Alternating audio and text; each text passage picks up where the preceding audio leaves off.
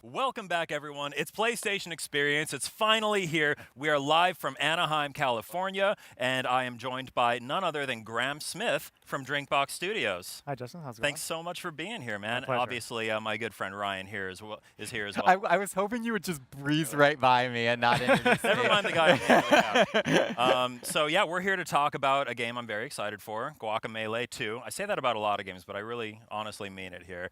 Guacamelee was one of my favorite games in recent memory. It came out shortly after I started working at PlayStation, so I feel like I have a strong personal connection to it. Really excited for Guacamelee 2. Can you just kind of lead us in? What's been up since the end of Guacamelee? Where does this one pick up?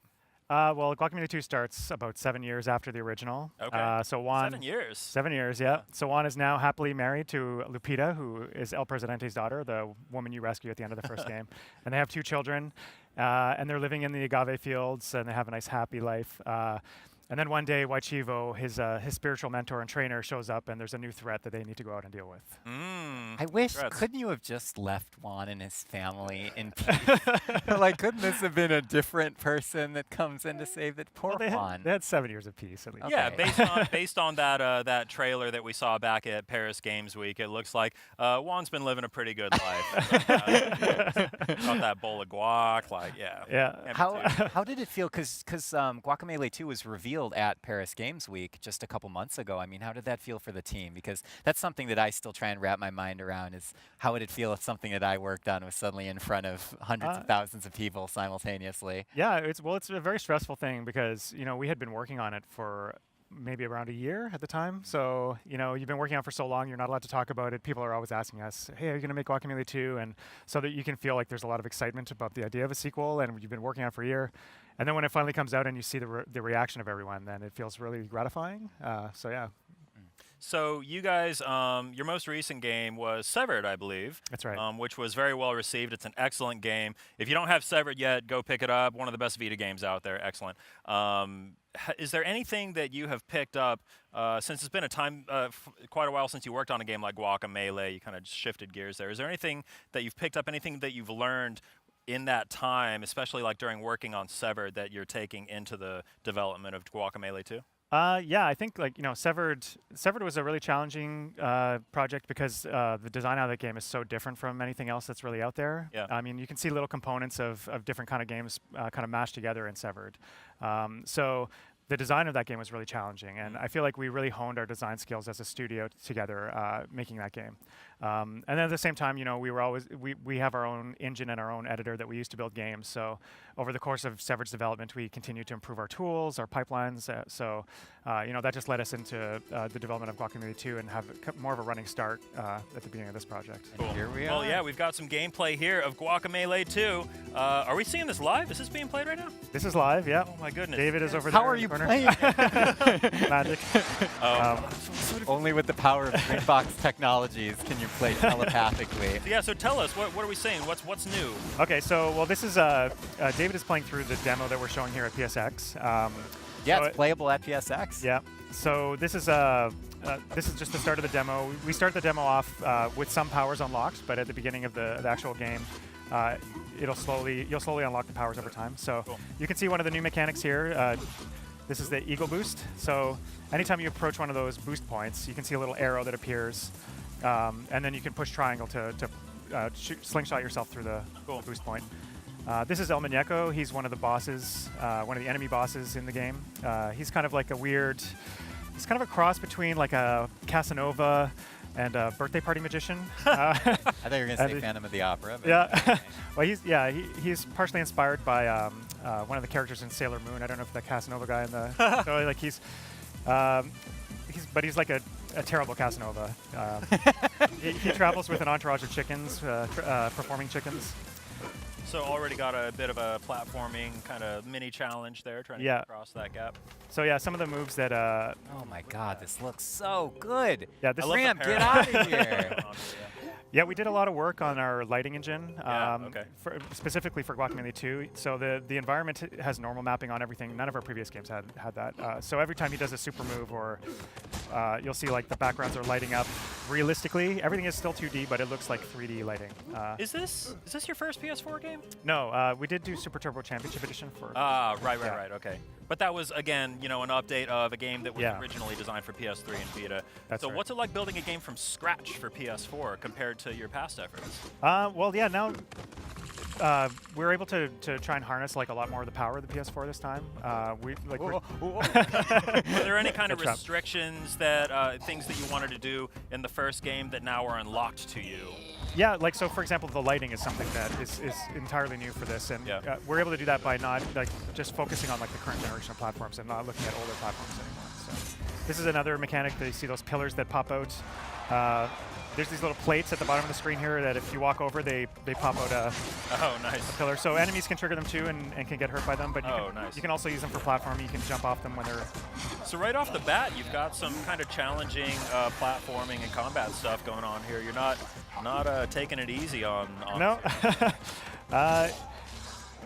Yeah, in the demo, we relaxed it a little bit, so like we give them infinite stamina, so you can use as many super moves as you want. But in the full game, you have to be careful about like more strategic about how you use your super moves. Cool. I remember near the end of the first Guacamelee, there was a particular boss that when I talk to people about Guacamelee, everyone says, "Yeah, I made it to that cheetah boss, and I kind of couldn't get past it." Jaguar Javier. Yeah. Yeah. Did you guys learn anything from that? Is that something that you've heard too? Yeah. So with that particular boss, It's just so great. I just want all this all the time. So this is the Chicken Pope, and you're in the Chicken Church here. This is like they have like a weird Illuminati shrine with an egg in the background.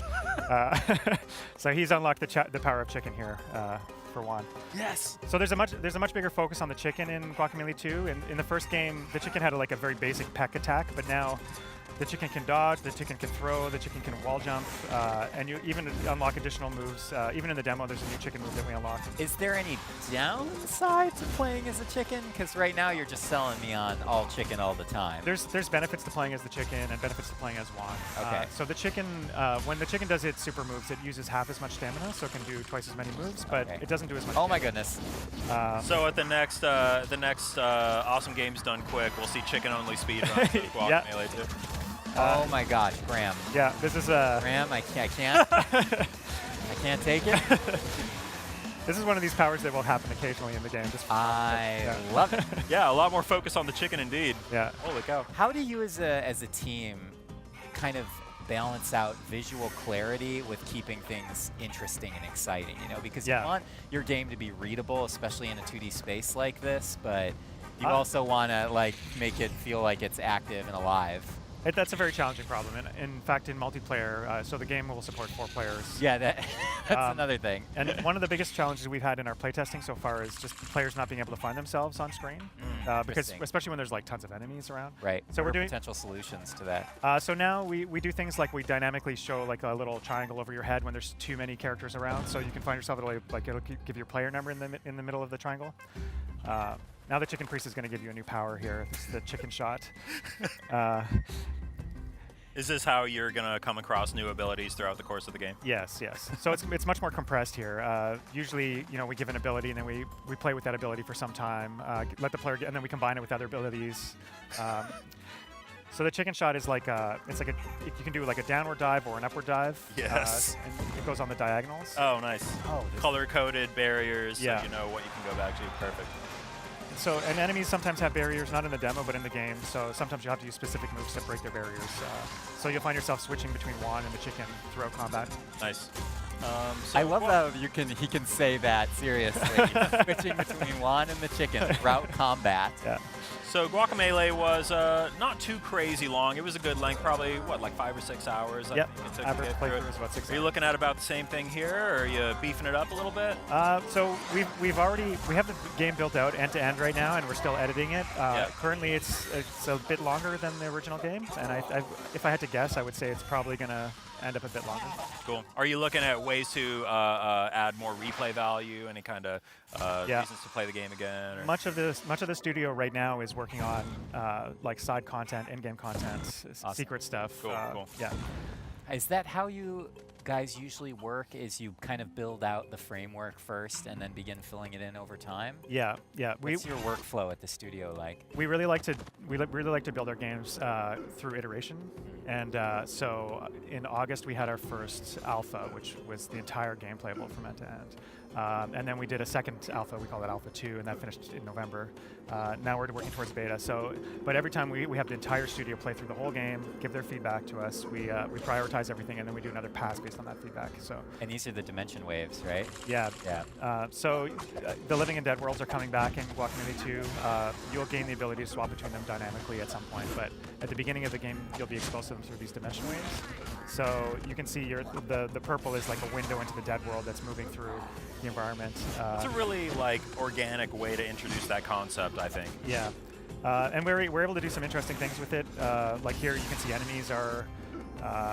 This is another example. So you have the lava in the living world, but not in the dead world. So we have like this horse progression setup here that the players have to move through. Oh wow! I'm trying to think of the programming involved here, and my brain is hurting a little bit. But I'm sure smarter people than I are on the case. This was a challenging one to do because there's a lot going on here. You have like two completely different setups, and the visuals are showing one at a time through like little windows. Yeah.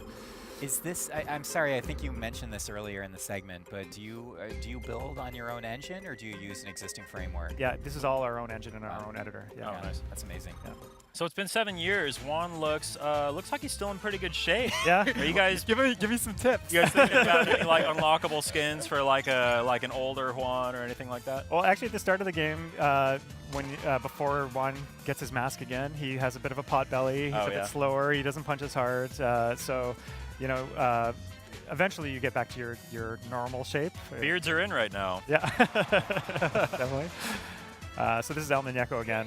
So he's going to be the first boss in the game that you fight. You guys have really stepped up your animation. Yeah, I can tell you guys have gotten a lot better. I mean, you were already excellent at it, but seeing this guy's attacks, like it looks excellent. Yeah, our animation team is a little bit bigger this time around. Yeah. Okay. Yeah, the team is about the same size overall, but. How big is the team at DrinkBox? Right now it's 12 people. That's it? Yeah. Wow. Isn't that ridiculous? That's insane. I couldn't make this with like 400 people under my command. So is this running at a targeted 60 or is this 30? I'm having a hard time telling. It's running at 60, yeah. Nice. And it's enhanced for PS4 Pro. We're doing 4K HDR. Oh, nice.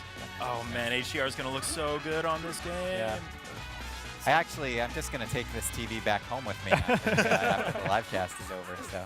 Oh, this is so flippant. Your designers must have a lot of fun with things like, are boss fights more fun or more challenge than the normal run of design? The game? Yeah, to design. What would you say? Boss fights are one of the most challenging things to design. Okay. You're like, they're not fun at all. I hate them. They usually take more iteration than anything else. So you see how you can use the pillars to, strategically block projectiles. This boss fight looks amazing. I mean, you're right. Boss fights are hard to get right. Yeah. But man, I'm very encouraged by what I'm seeing here. Did the team look to anything in particular for inspiration to, either for the main game or for the boss fights this time around? Has anything really resonated with you guys in the past, since Guacamelee? Not I'm reminded a little bit of Shovel Knight with the triangle. Traversal technique there, kind of similar to something I saw in was it the Spectre of Torment campaign they came out with kind of recently? Yeah. One game that I played after the first year of Guacamelee's development was Hollow Knight, which I've heard really good things. Incredible boss fights in that game. Yeah. Okay. So I do take some inspiration from that, but a lot of the work had gone into the game already by that time. Okay. You're like, well, maybe for the sequel. Yeah. This is fantastic. I can't believe that something this beautiful and this fun and tactile is made by 12 people. Well, thank you. Yeah, I mean it's not easy, that's for sure. But our team is extremely talented. Everyone on the team is absolutely. And you have a lot of experience now. I mean, you guys are no joke and have been really building a library and a catalog for yourselves over the years. Yeah. Yeah. You guys have really kind of mastered 2D games here. Have you ever messed around with any 3D prototypes? Have you guys dipped your toe into those waters at all, or? A little bit. When we were deciding what project to work on, we ended up deciding on Severed. We had split the team up into multiple small groups to do prototypes, and one of them was One of them was a 3D sneaking game. Oh yeah. Yeah, Cool. we tried using Unity for that because our engine really doesn't do 3D that well. But I don't know. 2D is kind of our wheelhouse, and Yeah. we're very comfortable. You guys are so good at it. Yeah. You're some of the premier 2D developers out there, as far as I'm concerned. Thank you. You heard it here first. Justin Maxwell. They're going to put it on every box, on every website. So tell us a little bit more about how the 4-player co-op works. Does it get too chaotic? I mean, that can be kind of fun when you have like the really chaos-driven co-op sometimes too. It's yeah. So there's some benefits to it. Like it's easier to control crowds of enemies. But we do scale the difficulty dynamically, so enemies will have more health and they will do more damage when there's more players. And then also certain enemy setups will change if there's 4 players. So so a lot of the challenges is trying to keep everyone on screen at the same time and making people feel like. Often through some of the platforming challenges, one player will pull ahead, and so you don't want the people who are falling behind to feel like they're just being pulled along. So we're still working a lot on the 4-player stuff and trying to tweak our cameras how they work with 4 players. Yeah. And so that must make the boss battles even more difficult to design than they already are. If you have to take into account either 1, 2, 3, or 4 people. Many of our design meetings, we think we've solved it, and then someone says, "What about 4-player?" And then you're like, "Oh no!" And you throw your coffee at them. And they cower in a corner. I mean, some of the best like beat 'em up games ever have been like the 4-player kind of brawler type games. So I think that you guys have a strong legacy to look to there. Is it local or online? I forgot to ask. It's local only. Yeah, we actually have a lot of experience doing multiplayer online from previous to starting Drinkbox, so we know the challenges involved with that. So it's very expensive to put online multiplayer into a game, especially a fast-paced action game like this. Right. So we'd prefer to invest that into the single player and local multiplayer experience. Well, rude to beat up a magician. That would be sad. It's rude to beat up anybody, sir. So long, nerds. I guess that's a perfect Somebody outro. GIF that, all right? Somebody make a GIF of that, please. Guacamelee. So that's Guacamelee 2. Yeah, it looks amazing. I'm so excited. Thanks very much, guys. So yeah, thanks so much for joining us. Is there anything else you want to tell fans before we let you go? No. I guess if you're a PSX, please come by our booth. We'd love to have you try the demo out. We'll be playing 4-player all weekend, and keep an eye out for us early next year. Yeah. Alrighty, Guacamelee 2 coming to PlayStation 4. Looks so fantastic. I'm so excited for it. Coming up next, we've got a look at Soul Calibur 6. Stay tuned. PlayStation